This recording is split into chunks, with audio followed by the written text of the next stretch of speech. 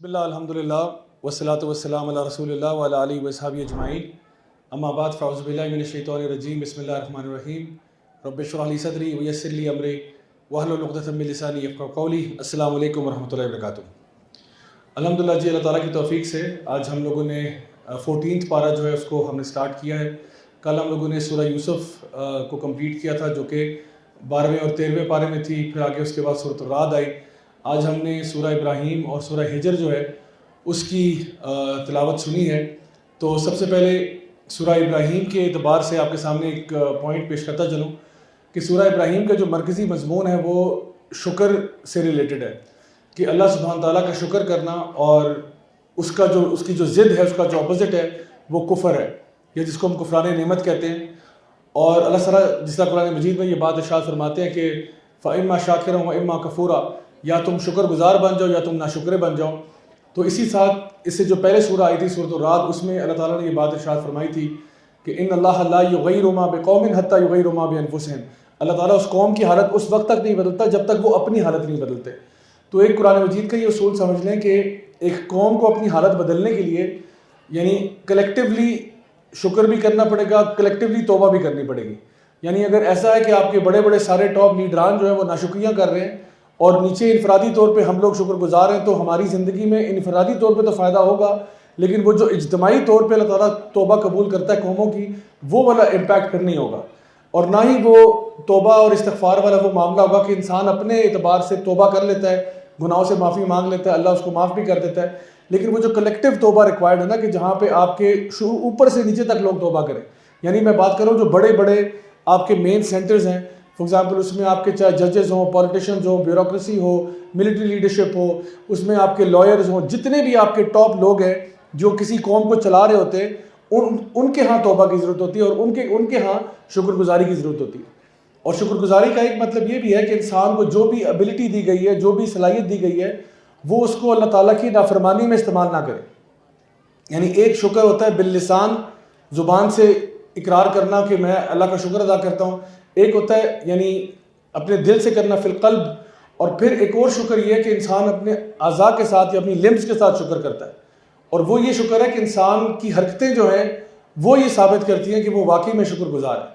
اس کی مثال ایسا ہے کہ اگر آپ کو کوئی بہت ہی اچھا سا سوٹ گفٹ کرتا ہے، اور وہ سوٹ اس نے مثال کے طور پہ 25,000 روپے کا خریدا ہے، اور وہ آپ کو تحفتاً دیتا ہے کہ جی میری طرف سے یہ تحفہ قبول کریں، آپ زبان سے اسے کہتے ہیں بہت شکریہ آپ کا، بہت اچھا لگا، اور پھر اسی سوٹ کے ساتھ آپ اپنے خادم سے کہتے ہیں کہ بھئی گھر میں پچارا جو ہے وہ اس سوٹ سے لگانا ہے آپ نے، تو اچھی طرح بھگو کے بالٹی کے اندر آپ اس کو پچارا لگا رہے ہیں، تو وہ جو بندہ آپ کے سامنے یہ دیکھ رہا ہے منظر، وہ تو یہ کہے گا کہ آپ ناشکری کر رہے ہیں اس کی، حالانکہ زبان سے آپ نے کہا ہے تھینک یو ویری مچ، بہت شکریہ، میرے لیے بڑے آنر کی بات ہے، آپ نے اتنا مہنگا سوٹ دیا، لیکن آپ کی حرکتیں بتا رہی ہیں کہ آپ شکر گزار نہیں ہیں، کسی اعتبار سے بھی نہیں۔ تو اسی طرح سے جب ایک قوم شکر کرتی ہے تو ان کی حرکتیں بتاتی ہیں کہ وہ اب اللہ تعالیٰ کے فرما بردار ہونے جا رہے ہیں۔ تو یہ سینٹرل مضمون ہے سورۃ ابراہیم کا۔ آگے ہم دیکھتے ہیں سورہ ہجر میں، بڑا انٹرسٹنگ مضمون ہے۔ یہاں پہ آپ سمجھ لیں کہ اسلام کے جو پروفس ہیں ان کے اوپر ذکر کیا گیا اس سورہ کے اندر۔ اللہ سبحانہ تعالیٰ ارشاد فرماتے ہیں الف لام را تلک آیات الکتاب و قرآن مبین، کہ یقیناً یہ واضح آیات ہے قرآن مجید کی جو آپ کے اوپر نازل کیا گیا۔ اور اللہ سبحانہ تعالیٰ فرماتے ہیں کہ یعنی کفار کے بارے میں کہ ربما یود الذین کفروا لو کانوا مسلمین، کہ اس دن کفار یعنی جو ہیں وہ بھی خواہش کریں گے کہ کاش ہم مسلمان ہو جاتے، یا کاش ہم بھی اللہ تعالیٰ کے آگے سبمٹ کرنے والے ہو جاتے۔ اچھا، اب یہ بڑی انٹرسٹنگ بات ہے کہ اس وقت تو کفار سبمٹ نہیں کر رہے، لیکن اللہ تعالیٰ فرماتے ہیں کہ جب ان کو پتہ چلے گا کہ ہمارے ساتھ ہونے کیا والا ہے، یا جس دن وہ ہو جائے گا اس دن کیفیت بالکل بدلی ہوئی ہوگی۔ اچھا، ایک سوال کل موصول ہوا تھا، وہ اس ٹاپک سے ریلیٹڈ ہے، تو انشاءاللہ اس کے بارے میں ہم بات کر لیتے ہیں، اور وہ یہ ہے کہ گائیڈنس جو ہے نا وہ اللہ تعالیٰ کس کو دیتا ہے، اللہ تعالیٰ ہدایت کس کو دیتا ہے؟ کیا یہ کوئی رینڈم آرڈر ہے؟ اور پھر جس طرح اللہ سبحانہ تعالیٰ قرآن مجید میں فرماتے ہیں صم بکم عمی فہم لا یرجعون، کہ گونگے بہرے اندھے وہ کبھی ہدایت کی طرف نہیں آئیں گے، یا اللہ سبحانہ تعالیٰ فرماتے ہیں کلا بل ران علی قلوبہم، ان کے دلوں پہ خول چڑھ گئے ہیں اور اب یہ ہدایت کی طرف نہیں آئیں گے۔ تو یہ کون سے لوگ ہیں جن کی ایسی کوئی بدبختی ان پہ آئی ہوئی ہے کہ ان کو ہدایت اب نصیب نہیں ہوگی؟ تو یاد رکھیے گا یہ ایسا معاملہ نہیں ہے کہ اللہ سبحانہ تعالیٰ رینڈملی لوگوں کو سلیکٹ کرتے ہیں۔ کہ بھئی ایسا کرتے ہیں ہال کے اس % لوگوں کو ہدایت دے دیتے ہیں، اتنوں کو گمراہ کر دیتے ہیں، اتنوں کو ہدایت دے دو، اتنوں کو گمراہ کر دو. یہ کوئی رینڈم نہیں چل رہا. اللہ سبحانہ تعالیٰ ہر انسان کو اس کی استطاعت کے مطابق آزمایا جاتا ہے، اور جو اللہ کی طرف ایک قدم لے کے آتا ہے اللہ اس کی طرف 10 لے کے آتا ہے. جو اللہ کی طرف چل کے آتا ہے اللہ رب العزت اس کی طرف دوڑ کے آتے ہیں. تو آپ کے اندر سب سے پہلے وہ ڈیزائر ہونا چاہیے. تو اللہ تعالیٰ دلوں کو بھی سیل نہیں کرتا جب تک کہ انسان خود اپنے گناہ پر، جس کو ہم بولتے ہیں نا، ڈھیٹ نہ ہو جائے. یعنی اتنا زیادہ پکا ہو گیا اس کے اندر کہ اب اس کا چھوڑنے کا کوئی موڈ نہیں ہے، اور جو اللہ تعالیٰ نے اس کو فطرتاً خیر دی ہوئی تھی اس خیر کا بھی منکر ہو چکا ہے وہ. یعنی اللہ تعالیٰ نے جو ہم سب کو ایک انیٹ گڈنس دی ہوتی ہے نا، وہ ہر بچے کو بھی پتہ ہوتا ہے کہ جھوٹ بولنا بری بات ہوتی ہے، چوری کرنا غلط بات ہوتی ہے، کسی کو مارنا پیٹنا غلط بات ہوتی ہے. یعنی دیر از سم تھنگ جس کو ہم انیٹ گڈنس کہتے ہیں یا انٹویشن کہتے ہیں، وہ ہر انسان کے اندر ہوتی ہے، جس کو نبی کریم صلی اللہ علیہ وسلم نے بھی کہا کہ ہر انسان فطرت پر پیدا ہوتا ہے، لیکن پھر اس کے والدین اس کو یہودی، ماجوسی یا نصرانی بنا دیتے ہیں. تو یہ جو فطرتاً انسان فطرت سلیم پر پیدا ہوتا ہے، کوئی بچہ گناہگار پیدا نہیں ہوتا، بچے معصوم ہی ہوتے ہیں. لیکن پھر جس طرح وہ بڑے ہوتے ہیں اور گناہوں میں ملوث ہوتے ہیں، تو ایک وقت ایسا آتا ہے کہ ان کے دل سیل کر دی جاتے ہیں. تو یہ جو سیل ہو جاتے ہیں دل، یہ ایسا نہیں ہوتا کہ اللہ تعالیٰ کسی کو چانس دیے بغیر ہی دل کو سیل کر دیتا ہے. یہ اللہ تعالیٰ اس کی پرسسٹنس میں دیکھتا ہے کہ یہ مستقل طور پر اللہ کی آیات کو جھٹلاتا رہا، متکبر ہو گیا، اور اللہ تعالیٰ کے بندوں کے ساتھ برا سلوک کرتا رہا، اور اس میں جب دائم ہو گیا تب اس کے دل پہ مہر لگ جاتی ہے. جیسا کہ ایک نبی کریم صلی اللہ علیہ وسلم کی حدیث ہے، آپ نے فرمایا کہ جب ایک بندہ گناہ کرتا ہے تو اس کے دل پہ ایک کالا نقطہ پڑ جاتا ہے، النقطہ السودا، ایک کالا نقطہ پڑتا ہے. پھر وہ اور گناہ کرتا ہے، پھر دوسرا پڑتا ہے، پھر اور گناہ کرتا ہے، پھر تیسرا پڑتا ہے، حتیٰ کہ پورا دل کالا ہو جاتا ہے. اور اگر ابھی پورا دل کالا نہیں ہوا تو پھر بھی اگر وہ توبہ شروع کرتا ہے تو یہ پورا پروسیس ریورس بھی ہو سکتا ہے. یعنی آپ سمجھ لیں کہ پورا دل کالا ہے ماں سوائے ایک نقطے کے جو ابھی تک سفید ہے. اگر وہاں سے بھی وہ توبہ شروع کرتا ہے تو پورا دل صاف ہو سکتا ہے. جیسا کہ حدیث میں آتا ہے کہ ایک شخص ایسا ہو سکتا ہے کہ وہ اتنے گناہ کر چکا ہے کہ وہ جہنم سے اتنا دور ہے جتنا ایک ہاتھ کا فاصلہ ہے. آپ سوچ سکتے ہیں اتنا گناہ گار کون ہوگا؟ اتنا گناہ گار ہو چکا ہے کہ اس کے اور جہنم کے بیچ میں بس اتنا فاصلہ جتنا میرا اور مائکرو فون کا ہے. اتنا وہ قریب ہے جہنم کے دروازے سے. اور پھر وہ یہاں سے یو ٹرن لے لیتا ہے، یہاں سے واپس ہوتا ہے، یہاں سے نیکیاں شروع کرتا ہے، اور اللہ تعالیٰ فرماتا ہے کہ وہ جنتی ہو جاتا ہے. یعنی نبی کریم صلی اللہ علیہ وسلم فرما رہے ہیں کہ اللہ رب العزت اس کو جنت میں داخل کر دیتے ہیں. اور کبھی کبھار اللہ معاف کرے ایسا بھی ہوتا ہے کہ ایک انسان اتنی نیکیاں کرتا ہے کہ اس کے اور جنت کے بیچ میں ایک ہاتھ کا فاصلہ ہوتا ہے، اور پھر وہاں سے کوئی اس کی ایسی مت ماری جاتی ہے کہ وہ گناہوں کی طرف جاتا ہے، پھسلنا شروع کرتا ہے اور جہنمی ہو جاتا ہے. تو اس لیے یہ جو ہدایت ہے نا، سب سے بڑی چیز جو اللہ سے مانگی جاتی ہے وہ ہدایت ہے. اسی لیے اللہ تعالیٰ نے ہمیں ہر نماز میں ہم پڑھتے ہیں اہدنا الصراط المستقیم، کہ یا اللہ ہمیں صراط مستقیم پر لے جا.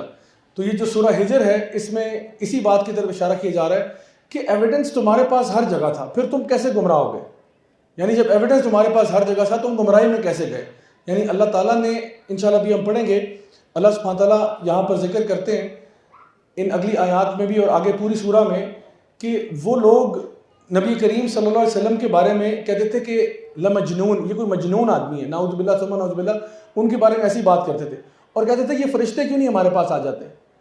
تو اللہ سبحانہ تعالیٰ اس کا جواب بھی دے رہے ہیں اور پھر آگے یہ فرما رہے ہیں کہ انا نحن نزلنا الذکر وانا لہ لحافظون. یہ ذکر اللہ کی طرف سے ہے، یہ اللہ کی طرف سے ہے اور اللہ ہی اس کی حفاظت کرے گا. یہ جو چیز اللہ کی طرف سے نازل ہوئی ہے یہ کوئی کسی کا کلام نہیں ہے، کسی کے اپنے اقوال نہیں ہے، یہ اللہ کا کلام ہے اور اللہ خود کافی ہے اس کی حفاظت کرنے کے لیے. تو آج اگر قرآن مجید پریزروڈ ہے تو اس کے پیچھے ہمارا کمال نہیں ہے، یہ اللہ کا کمال ہے. اللہ تعالیٰ نے پہلے سے اس کے اندر لکھ دیا تھا کہ یہ قرآن جو ہے یہ آلٹر نہیں ہوگا. تو اب یہ جو دلائل ہیں یا جو پروفس ہیں وہ کیا ہیں، انشاءاللہ ہم اس کو ون بائی ون انشاءاللہ ڈسکس کرتے ہیں کہ کس قسم کی جو ہے نا دلائل سورہ ہجر میں دیے گئے ہیں. تو سب سے پہلی بات یہ کہ یہ جو انسانوں کو اللہ تعالیٰ نے پیدا کیا اور کہا کہ لقد خلقنا الانسان فی احسن تقویم، اللہ تعالیٰ نے انسان کو بہترین طریقے سے پیدا کیا.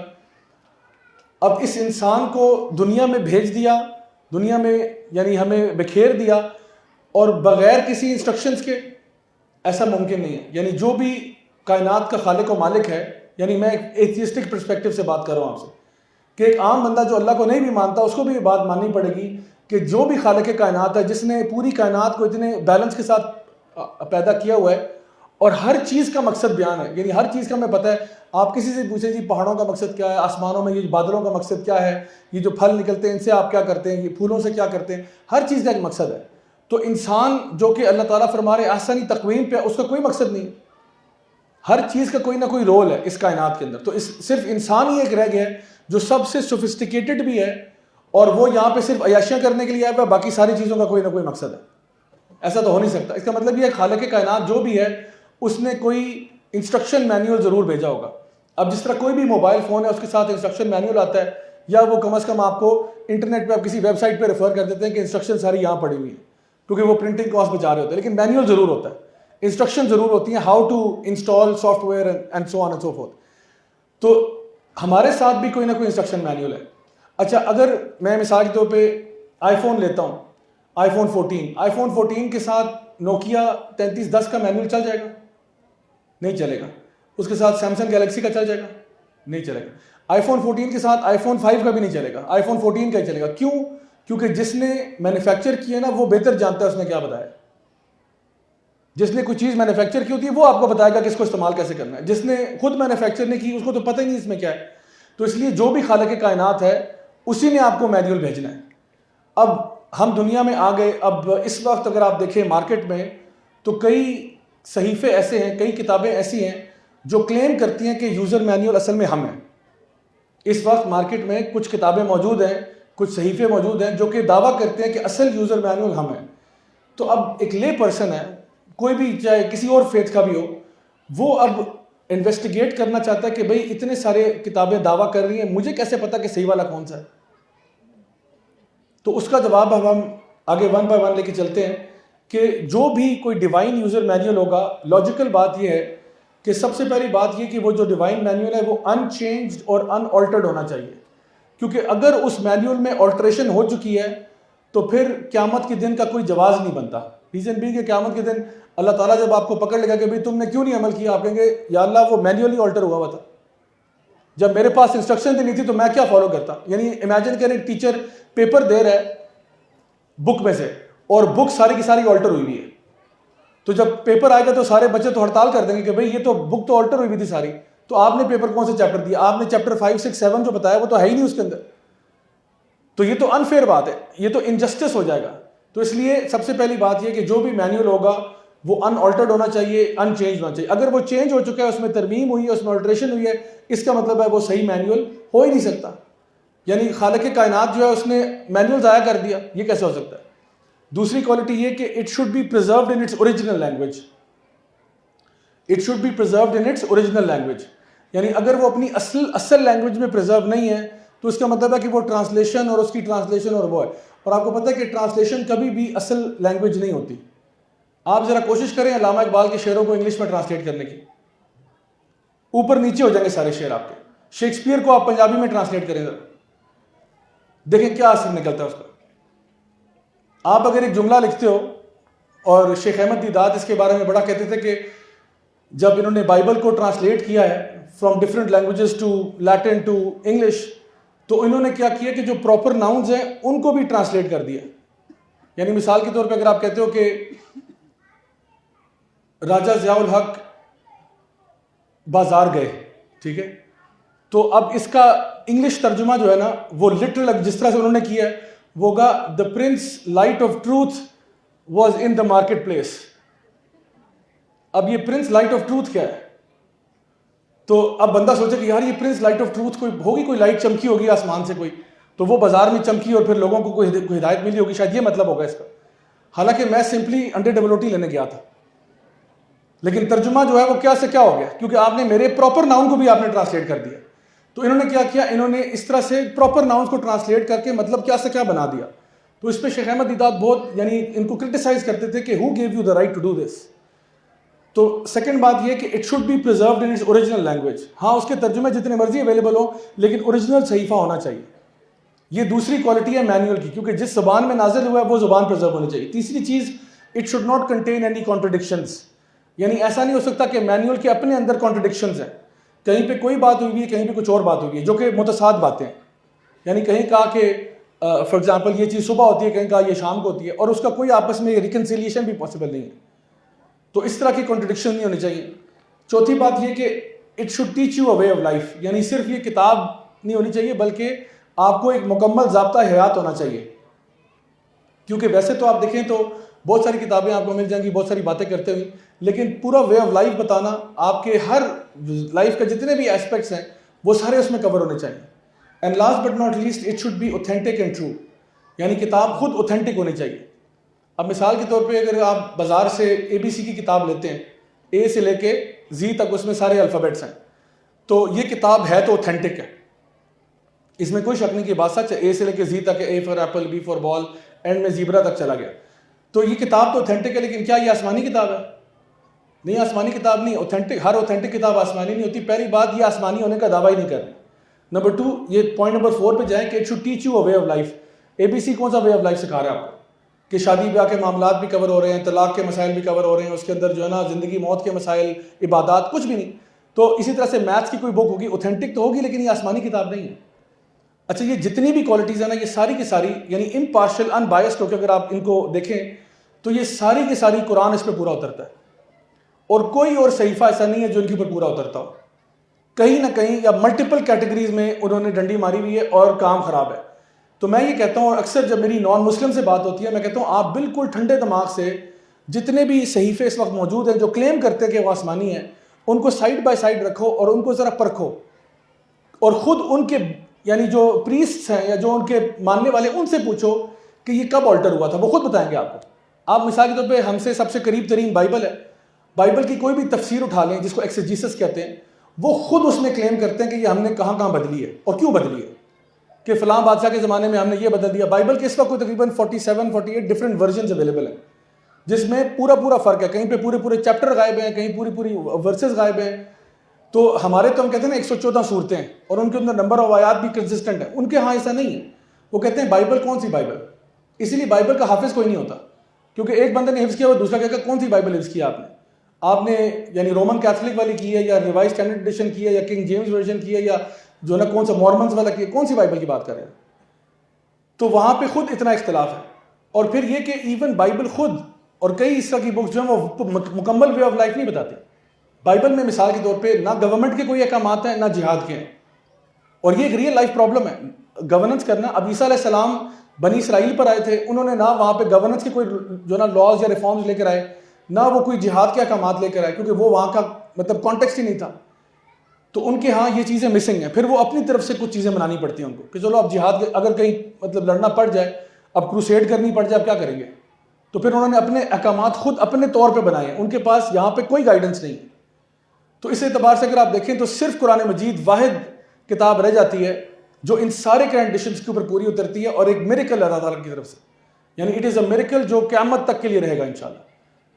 تو سب سے پہلی بات تو یہ کہ جس قرآن مجید کے بارے میں اللہ تعالیٰ ذکر کر رہے ہیں اس میں, کہ یہ وہ ہے جو اللہ تعالیٰ نے خود اس کے حفاظت کا ذمہ لیا ہوا ہے. اور اس کے علاوہ بھی بہت سارے پروفس ہیں, لیکن آج کے لیے اتنا ہی کافی ہے کہ قرآن مجید جو ہے کتنی میراکلس کتاب ہے. صحیح مسلم کی حدیث کے مطابق یہ قرآن جو ہے یہ آپ کے فیور میں یا آپ کے اگینسٹ گواہی بھی دے گا قیامت والے دن. یعنی جو لوگ اس کے ساتھ اپنے آپ کو اٹیچ رکھتے تھے ان کے حق میں گواہی دے گا, اور جو ان کو چھوڑ چکے تھے تو ان کے خلاف بھی قرآن ہی گواہی دے گا. تو اس لیے ہمارے لیے تو یہ ایک بڑی ایسی جیتی جاگتی کتاب ہے جو ہمیں ڈیلی امپلیمنٹ کرنی پڑتی ہے. ایسی کتاب نہیں ہے جو ہم سنڈے کے سنڈے کھولتے ہیں, جمعے کے جمعے کھولتے ہیں, نہیں, اس کے ساتھ ہمارا ڈیلی کا انٹریکشن ہونا چاہیے, ورنہ یہ قرآن گواہی دے گا قیامت والے دن کہ جی مجھے عمل کیا جاتا تھا یا نہیں کیا جاتا تھا. اچھا, اسی سورہ ہجر میں اللہ سبحانہ تعالیٰ نے ایک سیٹ آف آرگیومنٹس پیش کیے ہیں جن کو ہم کہہ سکتے ہیں کہ they are universal arguments. Universal arguments بھی کہہ سکتے ہیں, یہ میں نے اپنی طرف سے ورڈ بنایا, ٹھیک ہے, یا ان کو ایکسٹرنل آرگیومنٹس بھی کہہ سکتے ہیں جو آپ کے انفس سے باہر کی آرگیومنٹس ہیں.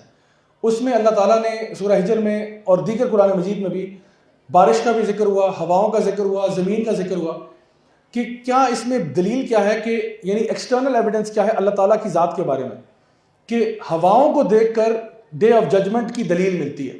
کس طرح سے کہ ہوائیں جو ہیں وہ اچھی ہوائیں بھی آتی ہیں, ٹھنڈی ٹھنڈی ہوائیں بھی آتی ہیں جو آپ کو بڑا ایک پلیزنٹ ایکسپیرینس دیتی ہیں اور آپ ان کو بہت انجوائے کرتے ہو, اور یہی ہوائیں اگر ذرا تیز ہو جائیں تو یہ قوموں کو جڑ سے اکھاڑ کے پھینک دیتی ہیں, جیسا قوم عاد کے ساتھ ہوا. اسی طرح سے یہ ہوائیں یعنی آپ کو جزا اور سزا دونوں کا ایویڈنس دے رہی ہیں کہ ایک ہی چیز ہے وہ آپ کو جزا بھی دے سکتی ہے اور وہی چیز آپ کو سزا بھی دے سکتی ہے. بالکل اسی طرح سے بارش ہے, وہ بڑی رحمت والی بھی ہو سکتی ہے, آپ کی کلٹیویشن, آپ کی کراپس بہت فائدہ بھی اس سے اٹھا سکتی ہیں, اور یہی بارشیں اگر زیادہ ہو جائیں تو یہ وبال جان بن جاتی ہیں، سیلاب آ جاتے ہیں اور کام سارا کا سارا کام خراب ہو جاتا ہے، تہس نہس ہو جاتا ہے. اور نوح علیہ السلام کی جو قوم تھی وہ بھی پانی کے اس میں آ کے ڈوب گئے. تو پانی بھی یعنی بارش جو آسمان سے نازل ہو رہی ہے یہ بھی آپ کو دلیل دے رہی ہے کہ جزا اور سزا اسی ایک چیز سے ہو جاتی ہے. پھر زمین خود ایک دلیل ہے بہت بڑی. آپ زمین کے اندر اپنی وہ چیزیں پھینکتے ہو جو کسی استعمال کی نہیں ہوتی. مثال کے طور پہ آپ نے پھل کھایا، بیج آپ نے اندر پھینک دیے، اندر سے درخت نکل کے باہر آ گیا.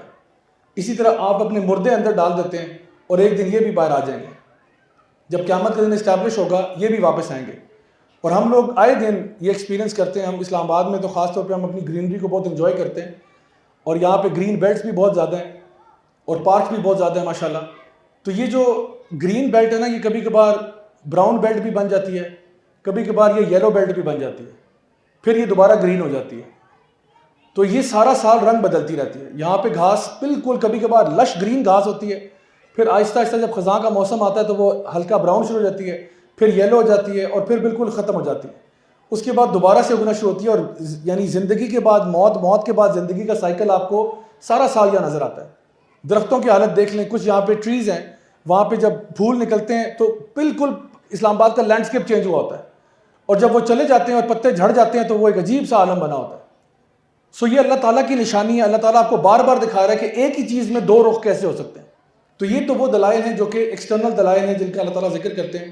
اس کے علاوہ اسی سورہ میں کچھ سائیکولوجیکل آرگیومنٹس بھی ہیں.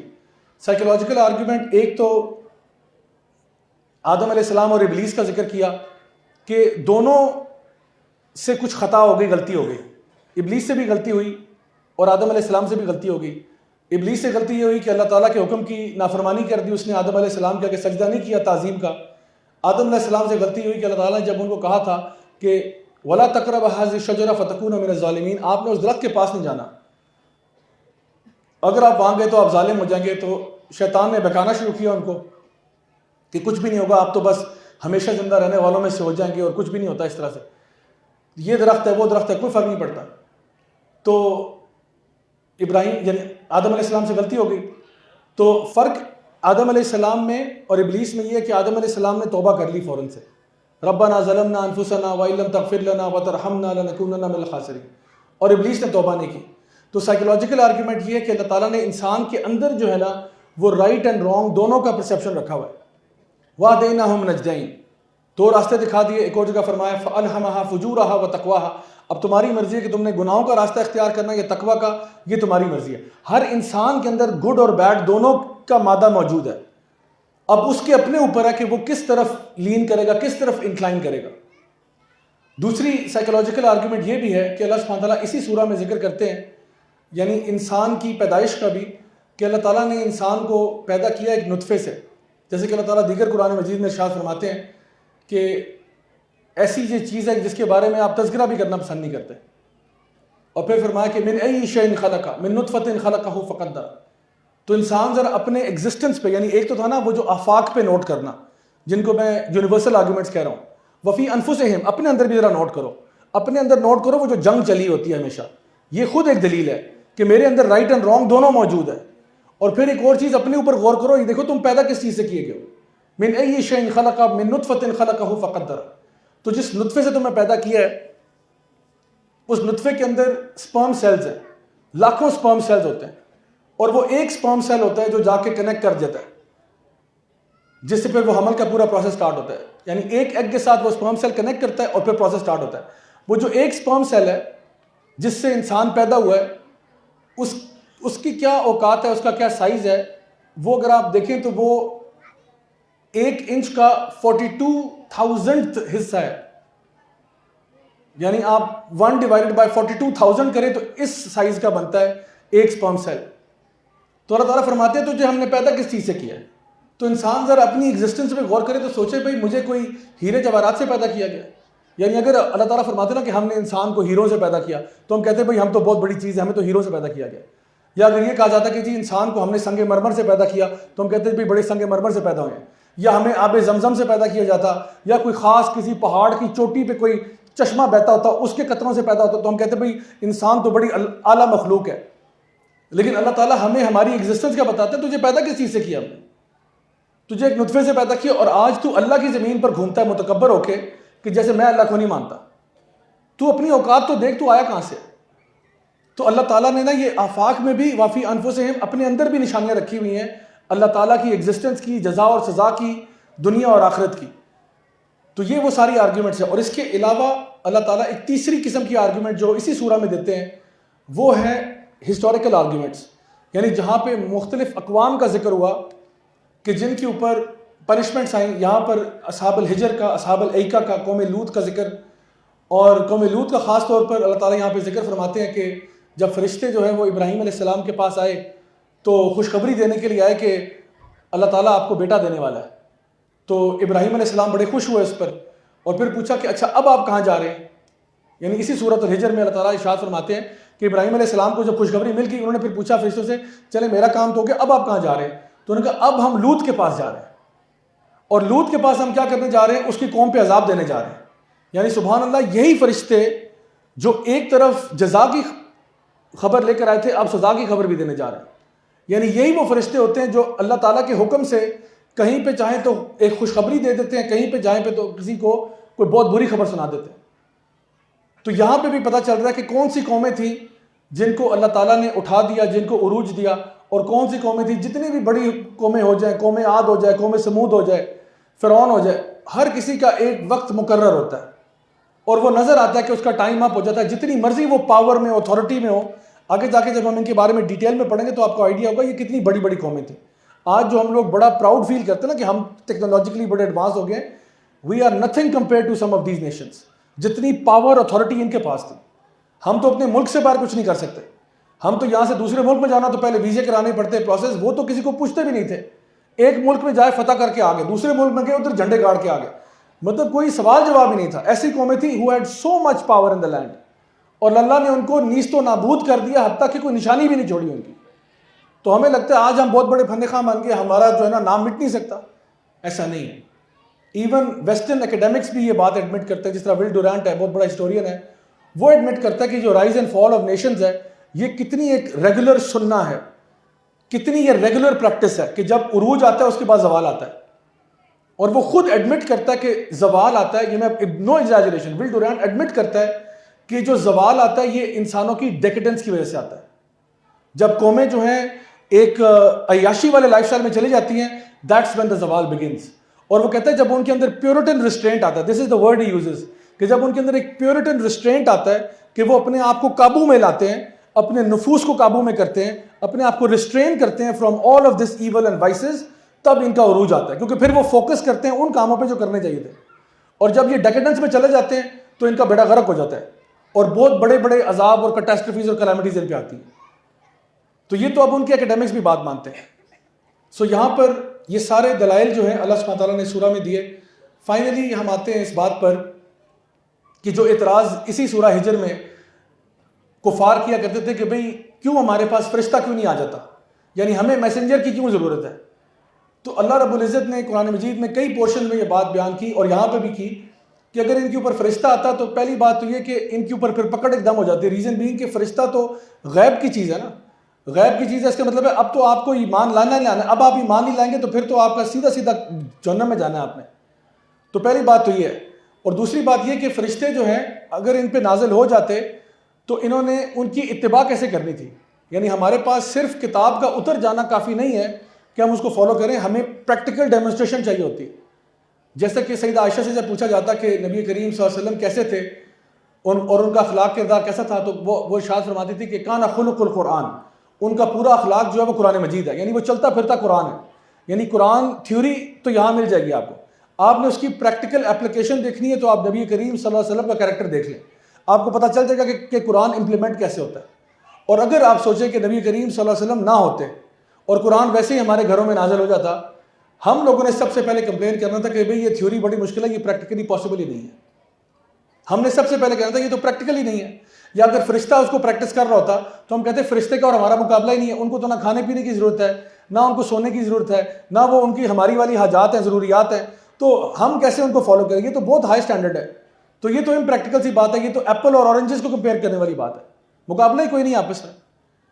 تو اس لیے ہم لوگ کمپلین کرتے. تو اس لیے اللہ تعالیٰ نے ایک نبی، ایک رسول کو بھیجا جس نے اس پر عمل کر کے دکھایا کہ نہیں، اس کو پریکٹس کرنا بالکل پاسبل ہے اور ان کو پھر ان کی فیملی نے فالو کیا, ان کے کمپینینز نے فالو کیا, اور ہمارے سامنے اتنے سارے رول ماڈلز آ گئے کہ جنہوں نے بتا دیا کہ پریکٹیکلی کس طرح اپلائی کرنا ہے اس قرآن مجید کو آپ نے اپنی لائفز میں.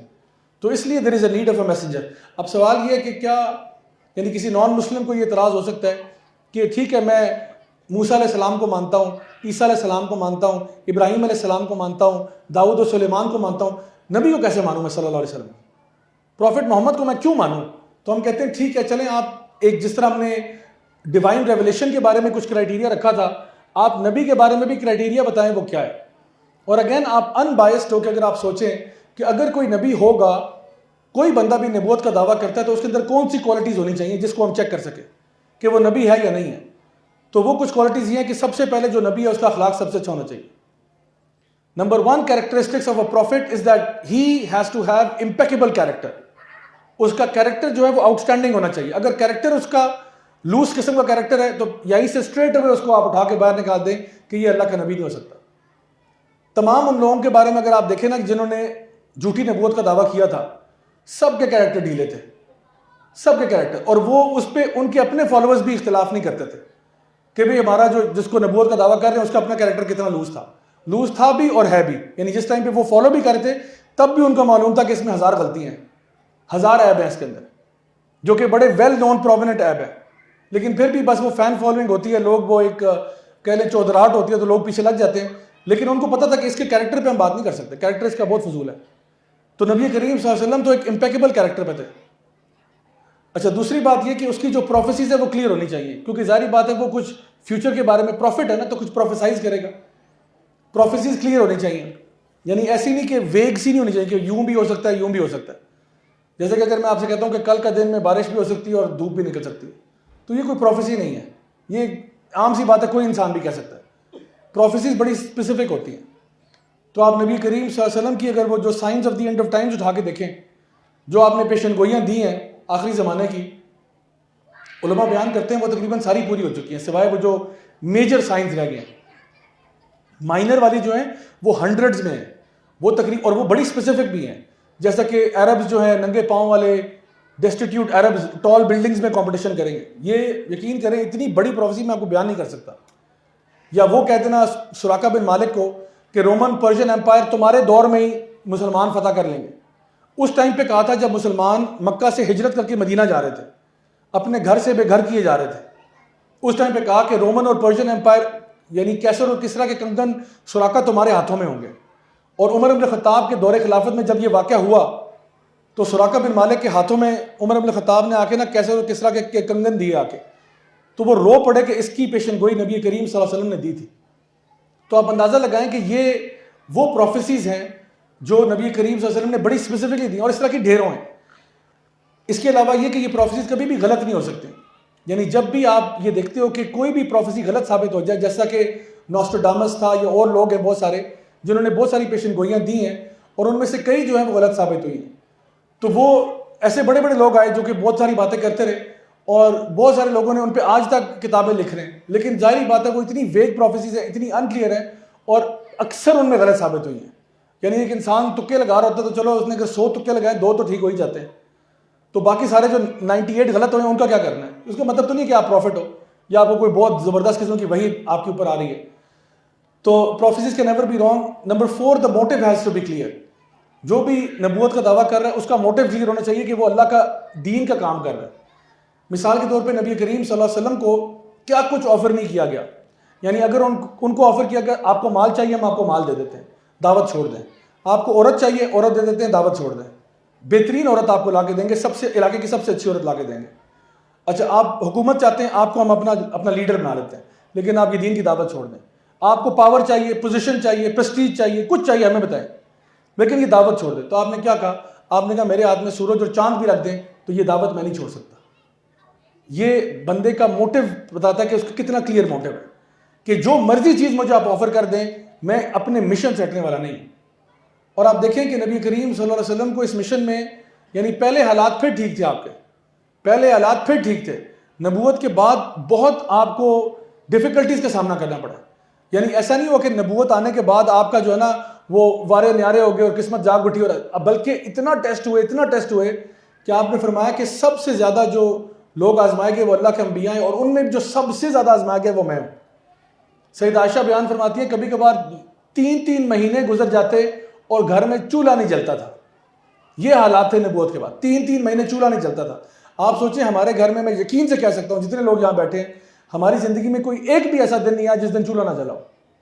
چولہا نہ جلنے کا مطلب یہ ہے کہ اس دن چائے بھی نہیں ملی، اس دن روٹی نہیں پکی، اس دن کیا کھایا؟ کھجور کھائی ہے اور دودھ پیا، بس۔ اس دن پانی پیا، کھجور ہے اور دودھ ہے، اس کے علاوہ کچھ نہیں۔ تو یہ 3 مہینے ہوتا تھا نبی کے ساتھ۔ اللہ کے پیارے، اللہ کے محبوب چٹائی پر سوتے تھے، پیچھے قمیض پر یعنی اپنی بیک پر نشان پڑ جاتے تھے۔ تو عمر بن خطاب آئے اور آپ نے جب نبی کی حالت دیکھی تو آپ رونا شروع ہو گئے۔ آپ نے کہا کہ یا رسول اللہ، یہ آپ کی پیٹھ پر نا چٹائی کے نشان پڑے ہوئے ہیں۔ حالانکہ یہ رومن اور پرشین رولر جو ہیں وہ تو بڑے بڑے بستروں پہ سوتے ہیں، ان کے باہر تو گارڈز ہوتے ہیں، اتنا ان کو خاطر تواضع ہوتی ہے۔ تو آپ کیا کہہ رہے ہیں کہ بھئی میں تو مسافر ہوں، یہاں پہ میری تو ڈیسٹینیشن یہ دنیا ہے ہی نہیں، میں تو ادھر جا رہا ہوں دوسرے جہاں میں۔ تو یہ بندے کا پتہ چلتا ہے کہ اس کا موٹو بڑا کلیئر ہے، وہ اپنے مشن کے اوپر پکا ہے، اس کی کوئی ادھر ادھر کی ڈسٹریکشنز ہی نہیں ہے۔ And last but not list, جو بھی اللہ کی نبوت کا دعویٰ کرنے والا ہوتا ہے اس کے خلاف لوگوں کا اپوزیشن بھی آتا ہے۔ ظاہری بات ہے جب وہ باطل کے پلرز کو ہلاتا ہے تو اس میں سے پھر ریپرکشنز اس کے آتے ہیں۔ آپ سوچیں کہ اگر آپ کو یاد ہے آج سے کچھ سال پہلے کی بات ہے، ایک انڈین پائلٹ پاکستان چائے پینے آیا تھا، یاد ہے آپ کو؟ اچھا، وہ جب چائے پینے آیا تھا نا تو اس کے بعد اس ٹائم پہ نا حالات بڑے ناساز ہو گئے تھے پاکستان انڈیا کے بیچ میں، اور اتنے ہاسٹائل ہو گئے تھے کہ لگ رہا تھا کہ جنگ ہونے والی ہے۔ مطلب خبریں نا اسی طرح کی آ رہی تھی کہ ادھر بھی وہ بی جے پی گورنمنٹ تھی اور یہاں پہ بھی شور مچا ہوا تھا، اور ایک بس لگ رہا تھا کہ شاید وہ بھی سولجرز اپنے بارڈر پہ لا رہے ہیں اور یہاں سے بھی لا رہے ہیں، تو کچھ پتہ نہیں تھا کہ کیا ہونے والا ہے، کیونکہ کچھ انپریسیڈنٹڈ سے کچھ واقعات ہو گئے تھے۔ اچھا، اس ٹائم پہ کیا ہوا؟ اب آپ امیجن کریں کہ اس ٹائم پہ جو ہندو جو ایکسٹریمسٹ پارٹیز ہیں وہ وہاں انڈیا میں دہلی میں فار ایگزامپل ریلیاں نکال رہی ہیں کہ ڈاؤن ود پاکستان، اور یعنی نعرے بازیاں ہو رہی ہیں اور گالم گلوچ ہو رہی ہے پاکستان کے خلاف۔ امیجن کریں اس ایریا کے اندر، اس ریلی کے اندر ایک کوئی پاکستانی چلا جائے اور وہاں پہ پاکستان کا جھنڈا لہرا دے، تو اس کے ساتھ کیا ہوگا؟ مار دیں گے اس کو، ایزی ہو کے مارے گا نا، اس میں کوئی ٹینشن تو نہیں۔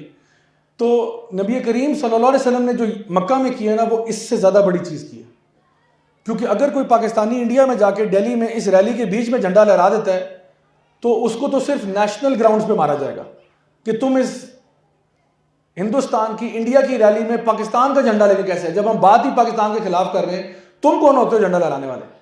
نبی کریم صلی اللہ علیہ وسلم نے صرف کفار مکہ کو، مشرکین مکہ کو نیشنل گراؤنڈز پہ نہیں ہلایا تھا، آپ نے ان کے دین کو ہلا دیا تھا، ان کے باپ دادا کے طور طریقے کو ہلا دیا تھا، ان کا جو بزنس چل رہا تھا نا، یہ آئیڈل ورشپ کا بزنس تھا، یہ اس سے ان کو فائنینشیل لاس ہونا تھا، اس کو ہلا دیا تھا، اور پھر ان کو نیشنل گراؤنڈز پر جو نا ہلا دیا۔ ہر اعتبار سے آپ نے ان کو شیک کیا اور ان کے اپوزٹ گئے ہیں، یعنی بالکل دریا کے رخ سے اپوزٹ گئے ہیں آپ۔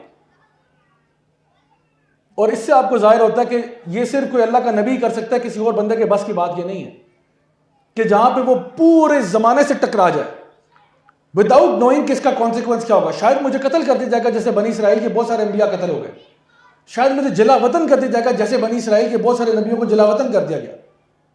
آپ کو معلوم نہیں تھا میرے ساتھ کیا ہونے والا، لیکن جیسے اقبال کہتے ہیں، اگرچہ بت ہیں جماعت کی آستینوں میں، مجھے ہے حکم اذاں لا الہ الا اللہ، جو مرضی ہو جائے میں نے اذان دینی ہے، میں نے اذان دینی ہے۔ جیسے ابراہیم علیہ السلام نے جب کعبہ کی تعمیر کی تو انہوں نے بھی اذان دی، اللہ تعالیٰ نے حکم دیا کہ اذان دیں، تو مفسرین لکھتے ہیں کہ ابراہیم علیہ السلام نے سوال کیا کہ یا اللہ میں اذان کس کو دے رہا ہوں، یہاں تو ہے ہی کوئی نہیں، تو اللہ تعالیٰ کا حکم یہ تھا کہ آپ اذان دیں، بندے بھیجنا میرا کام ہے۔ اور وہ دیکھیں وہ اس ٹائم کی اذان دی ہوئی، اور آج ذرا مکہ کے حالات دیکھیں، جوک در جوک لوگ آ رہے ہیں، حج عمرہ ہو رہا ہے، نماز۔ وہ واقعی میں مکہ اور Medina are the cities that never sleep. یہ آپ نیو یارک کے بارے میں یا ویگس کے بارے میں یا ایل اے کے بارے میں نہیں کہہ سکتے، یہ واقعی میں مکہ اور مدینہ وہ سٹیز ہیں دیٹ نیور سلیپ۔ 24 گھنٹے راؤنڈ دا کلاک وہاں پہ لوگ عبادت کرنے والے ہیں۔ ایک دفعہ بس اذان دی تھی اور پھر دیکھیں اللہ نے لوگ کیسے بھیجے۔ تو نبی کریم صلی اللہ علیہ وسلم کی بھی دعوت کیا تھی؟ جو مرضی اپوزیشن آ گیا، جو مرضی ان کے اوپر تھریٹس تھے، آپ کی جان کو خطرہ، آپ کے مال کو خطرہ، آپ کی فیملی کو ڈینجر، آپ کے سامنے آپ کے صحابہ کو ٹارچر کیا جا رہا ہے، سب کچھ ہو رہا ہے، اور آپ سب سہنے کے لیے تیار ہیں. کیوں؟ کیونکہ مشن جو ہے وہ بہت بڑا ہے. تو میں کسی بھی شخص سے جو کہ غیر مسلم بھی ہو، جب ان کے سامنے یہ دلائل رکھتا ہوں میں کہتا ہوں آپ اپنے ہسٹورینز کو پڑھ لیں. چلیں ہمارے چھوڑیں، آپ اپنے ہسٹورین کو پڑھیں. مائیکل ایچ ہارٹ کو پڑھیں، جو ایک جوئش ہسٹورین ہے. وہ کہتا ہے، اس نے جو کتاب لکھی ہے 100 most influential persons in human history, اس میں وہ کہتا ہے I am forced to put the prophet Muhammad صلی اللہ علیہ وسلم at number 1 because he has been successful on both the secular and religious levels. وہ کہتے ہیں میرے پاس اور بندہ ہی کوئی نہیں ہے، میں کس کا نام لکھوں نمبر 1 پہ. جتنی زیادہ سکسیس اور کامیابی دنیاوی طور پہ بھی، ریلیجس گراؤنڈز پہ بھی جو ہے نا محمد صلی اللہ علیہ وسلم کو ملی ہے. تو ہمارا دین جو ہے وہ بہت کلیئر ہے، بہت واضح ہے، بہت سمپل ہے. اور کوئی شخص بھی جو دین کی طرف واقعی میں آنا چاہتا ہے سنسیرٹی کے ساتھ، اخلاص کے ساتھ، ان بائسڈ ہو کے، انشاءاللہ الرحمن اللہ تعالیٰ اس کا سینہ کھول دیتا ہے اسلام کے لیے، اور اس کے لیے اسلام قبول کرنا آسان ہو جاتا ہے. یہی وجہ کہ Islam right now is the fastest growing religion in the world. اللہ تعالیٰ ہم سب کو بھی عمل کرنے کی توفیق عطا فرمائے اور اس دین کے پیغام کو لوگوں تک پہنچانے کی بھی توفیق عطا فرمائے. بارک اللہ فیکم، والسلام علیکم ورحمۃ اللہ وبرکاتہ.